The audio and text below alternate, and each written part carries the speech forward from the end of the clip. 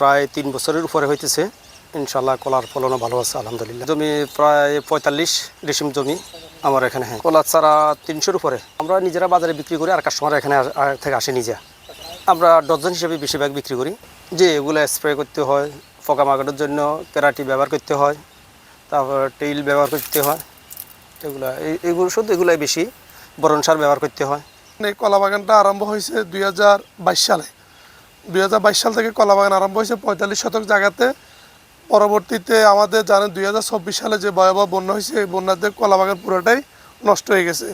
নষ্ট হয়ে যাওয়ার পরে আবার ২০২৫ সাল থেকে আবার নতুন আঙ্গিকে আমরা এই যে 9G কলা রাজশাহী থেকে বীজ আনা হয়েছে।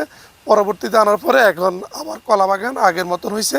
তবে আমাদের উনি কৃষক, ওনার ভাই এবং ওনারা দিন দিন কলা বাগানটা স্টেশন করতেছে এবং এখানে ভালো সুস্থ সবল কলা চারা পাওয়া যায়।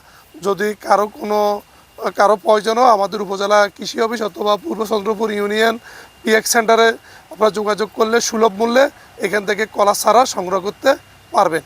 আর কৃষি বিষয়ক রোগবালাই যদি কোনো কিছু হয় সেটা আমরা এখানে এসে পরামর্শ দিয়ে যাচ্ছি, ওনারা সে অনুপাতে ব্যবস্থা গ্রহণ করেন।